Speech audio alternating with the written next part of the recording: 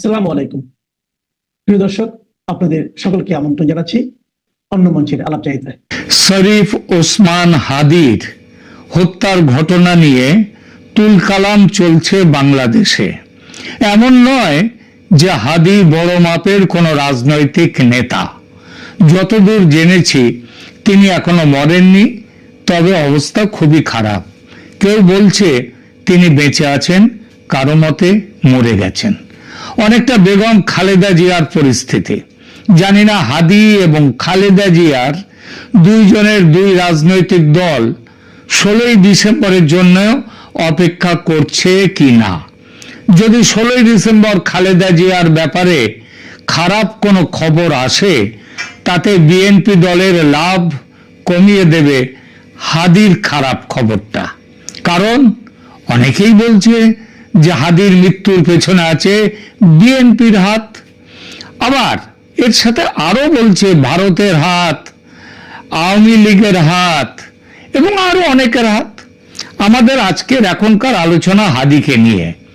কে তাকে হত্যা করেছে, কেন হত্যা করেছে, বাংলাদেশের নির্বাচনে এই হত্যার কি প্রভাব ও আগামী দিনে বাংলাদেশ কোন পথে চলেছে, এই বিষয়টিকে কেন্দ্র করে সেটা এখানে খুঁজব। একেবারে গোয়েন্দা গল্পের প্লট। আমরা চেষ্টা করব খুনিকে খুঁজতে। বিশ্বের গোয়েন্দা কাহিনীর নমস্য দুটি নাম স্যার আর্থার কোনান ডয়েল ও আগাথা ক্রিস্টি। দুজনের তদন্তের ধরন একেবারে আলাদা।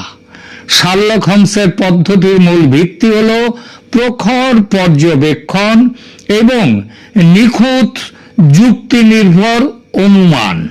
তিনি অপরাধের জায়গায় ছুটে যান, ক্ষুদ্রতম বিস্তারিত বিষয়গুলো লক্ষ্য করেন। জুতোয় কোথায় মাটির দাগ আছে, ঘরে পড়ে থাকা একটা সুতো বা রক্তের ছিটে, সিগারেটের একটা টুকরো, আঙুলের ছাপ, এইসব ছোটখাটো সূত্র থেকে তিনি খুনিকে পাকড়াও করেন। এগুলো হচ্ছে ব্যক্তিগত খুনের তদন্তে এই ধরনের তদন্তের প্রক্রিয়া খুব কাজ দেয়। গোয়েন্দা কাহিনীর রানী হচ্ছেন আগাথা ক্রিস্টি। আগাথা ক্রিস্টির গোয়েন্দা আরকুল পোয়ারো, তিনি আবার উল্টো পথে হাঁটেন। তিনি তদন্ত করেন একেবারে আলাদাভাবে। তিনি অপরাধের জায়গায় গিয়ে বিস্তারিত তদন্ত করার ধারেও যান না। তিনি অনেক দূরে বসে সম্ভাব্য খুনিদের মনস্তত্ত্ব, সাইকোলজি, সেগুলো বিশ্লেষণ করেন। আরকুল পোয়ারোর বিশ্বাস যে নির্দিষ্ট ধরনের মানুষ নির্দিষ্ট ধরনের অপরাধ করে এবং তিনি তাদের মনস্তাত্ত্বিক প্রোফাইল তৈরি করে খুনির কাছে পৌঁছে যান, তাকে ধরেন। তিনি শুরুতেই দেখেন এই যে খুনটা হলো একটা খুন, এই খুনে কার লাভ সবচেয়ে বেশি, অর্থাৎ এই মৃত্যুতে কে সব থেকে বেশি লাভবান।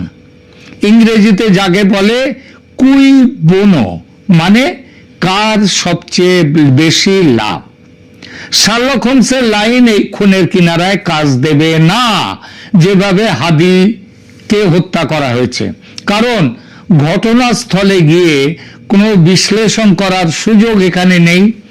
রাস্তায় চলন্ত গাড়িকে ধাওয়া করে খুন করার যে চেষ্টা, সেখানে আঙুলের ছাপ, সিগারেটের বাঁট, এসব কোথায় পাওয়া যাবে? এখানে তদন্ত চলবে আগাথা ক্রিস্টির যে গোয়েন্দা আরকুল পোয়ারো, তার তত্ত্ব অনুযায়ী। আগাথা ক্রিস্টি এবং তার গোয়েন্দা আরকুল পোয়ারো, এটা যদিও ওই উচ্চারণে এটা হয় হারকিউল, কিন্তু অ্যাকচুয়ালি উচ্চারণটা হচ্ছে আরকুল পোয়ারো। তিনি যদি আজ বেঁচে থাকতেন এবং হাদি খুনের তদন্তের ভার যদি তার উপরে আসতো, তাহলে খুনি হিসেবে কাকে ধরতেন তিনি?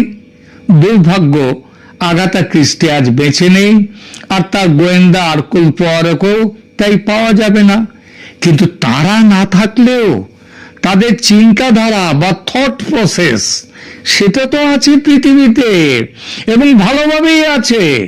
সেই থট প্রসেস অনুসরণ করে একেবারে বিজ্ঞানসম্মত পদ্ধতিতে আমি এই খুনের পিছনে কার বা কাদের হাত আছে সেটা খুঁজে বের করেছি।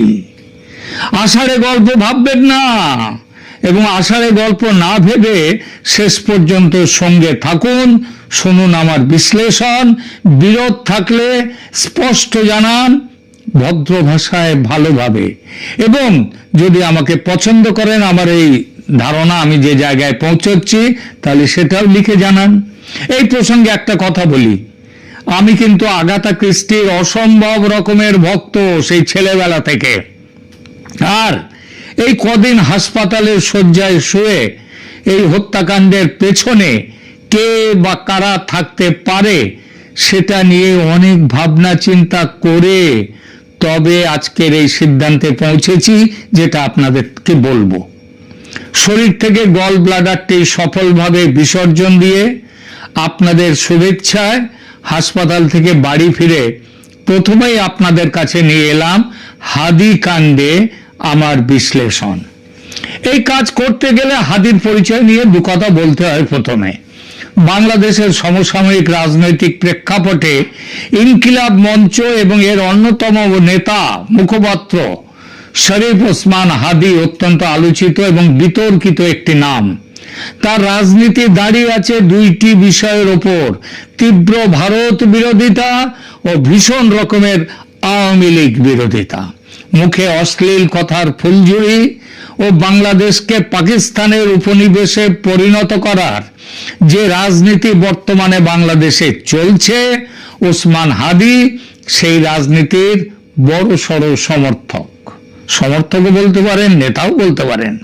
সুতরাং তার সম্ভাব্য ঘাতকদের তালিকায় প্রথম দুটি নাম আসে ভারত ও আওয়ামী লীগের। এরপরে যে নামগুলো ঘুরছে তারা হলো বিএনপি, জামায়াত এবং আরো কেউ কেউ। এই পরিস্থিতিতে আজ যদি আগাথা ক্রিস্টি বেঁচে থাকতেন ও তার গোয়েন্দা পোয়ারোকে ওসমান হাদির খুনিকে ধরার কাজে নিয়োগ করতেন, তবে খুনি হিসেবে কে বা কারা ধরা পড়ত? আগেই বলেছি, আগাথা ক্রিস্টির জগৎ হলো নিরেট যুক্তি, পর্যবেক্ষণ এবং সাইকোলজি, হিউম্যান সাইকোলজি, মানব চরিত্রের জটিল মনস্তত্ত্বের উপর ভিত্তি করে তৈরি। হারকিউল পোয়ারো বা আরকুল পোয়ারো যেটাই বলেন, রাজনৈতিক জটিলতার চেয়ে ব্যক্তিগত মোটিভ এবং লিটিল গ্রে সেলস, আমাদের মাথার ঘিলু, এই ঘিলু ব্যবহার করে অপরাধীর মনস্তত্ত্ব ধরতে এবং অপরাধীকে ধরতে বেশি আগ্রহী। যদি পোয়ারোকে বাংলাদেশের বর্তমান প্রেক্ষাপটে ওসমান হাদির খুনিকে ধরার জন্য নিয়োগ করা হয়, তবে তিনি দলীয় রাজনীতি বা ওই আওয়ামী লীগ ইত্যাদি বা ভূ রাজনৈতিক তত্ত্বের পরিবর্তে তিনি মোটিভ খুঁজতে যাওয়ার চেষ্টা করতেন প্রথমেই। এখানে মূল মোটিভটা কি হতে পারে তদন্তের? পোয়ারো সবসময় একটি প্রশ্ন দিয়ে শুরু করেন তার তদন্ত। প্রশ্নটা হচ্ছে the motive madam or monsieur, the motive, that is the ultimate thing. Bangladesh সরকার সম্ভাব্য খুনি হিসেবে ভারতীয় আততায়ীর ভূমিকা উল্লেখ করে ঢাকার ভারতীয় হাই কমিশনারকে তলব করেছেন, অনেক কিছু বলেছেন, ইতিমধ্যে খবর পেয়েছে সেটা। সেখানে আওয়ামী লীগের যোগসাজশের প্রসঙ্গও এসেছে। সে ব্যাপারে বিশদ আলোচনায় যাব না, কারণ আমার বিশ্বাস বাংলাদেশ সরকার ও তার তল্পিবাহক প্রচার যন্ত্র যেটাই তাদের সুবিধা সেটাই করছে ও করবে, সেটা ভারত বিরোধিতা। আমরা বরং পোয়ারো সাহেবের কাছে যাই। পোয়ারো খুনি হিসেবে যাদের সন্দেহ করতেন তাদের তালিকা ও কারণ বিশ্লেষণ করছে। সম্ভাব্য খুনি কে হতে পারে?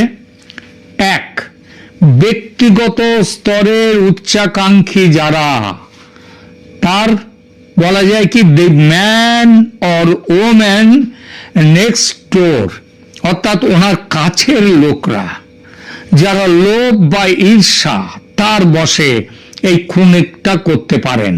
পোয়ারো প্রথমেই দেখবেন ওসমান হাদির সবচেয়ে কাছের লোক কারা। তারা ইনকিলাব মঞ্চের সহ নেতা হতে পারে, ইনকিলাব মঞ্চকে যারা অর্থ দেয় তারা হতে পারে, মঞ্চের ভেতরে ক্ষমতার দ্বন্দ্বে থাকা কোনো ব্যক্তি হতে পারে যে হাদিকে হটিয়ে কোনো কাজ করতে চায়। কেউ হয়তো দেখছিল হাদির জনপ্রিয়তা তার নিজস্ব উচ্চাকাঙ্ক্ষার পথে বাধা। পোয়ারো দেখতেন হত্যাকাণ্ডের পরপরই কে হাদির জন্য সব থেকে বেশি চেঁচাচ্ছে, হাদির মৃত্যুতে কে সব থেকে বেশি হাহাকার করছে, এবং সেই সাথে সাথে ওই হাহাকারের মধ্যে দিয়ে আবার হাদির শূন্য পদে বসার চেষ্টা করছে, বা কে হাদির তহবিল নিয়ন্ত্রণে নিতে চাইছে। এদের অ্যালিবাই মানে তারা কোথায় ছিল, তারা কিন্তু ঘটনার কাছাকাছি থাকবে না, ওরা অনেকটা দূরে থাকবে, দূরে থেকে তারা কলকাঠি নাড়াবে। সুতরাং এদের ওই অ্যালিবাই অজুহাত সেগুলো পরীক্ষা করে এরা সহজেই এদের মিথ্যাচার ধরে নেওয়া যায়।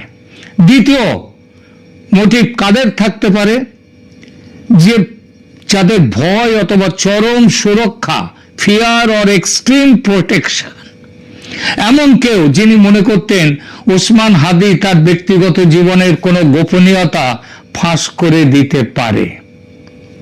বাংলাদেশে এখন তো চুরি, জোচ্চুরি, ঘুষ, খুন এসবের তো কোনো শেষ নেই। সুতরাং এই গোপনীয় কিছু খবর হাদির কাছে থাকতেই পারে এবং থাকা স্বাভাবিক, এবং তার ফলে হাদি সেটা ফাঁস করে দিলে তার রাজনৈতিক জীবন শেষ হয়ে যাবে। সুতরাং তারা এই ভয় থেকে তারা হাদিকে খুন করবার পরিকল্পনা করতে পারে। এই খুনি হবে সবচেয়ে ঠান্ডা মাথার খুনি।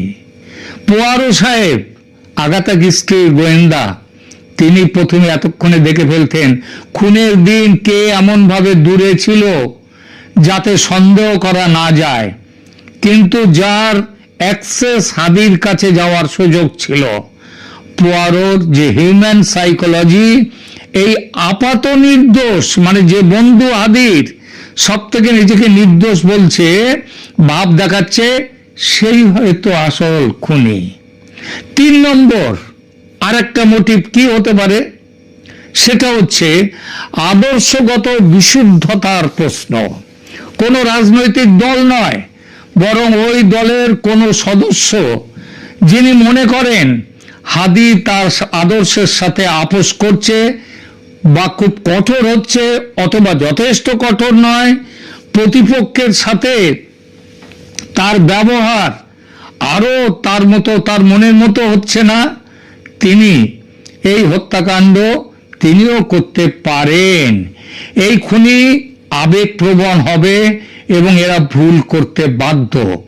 হয়তো সে তার দলের কোনো প্রতীক বা স্লোগান অজান্তে ফেলে যাবে।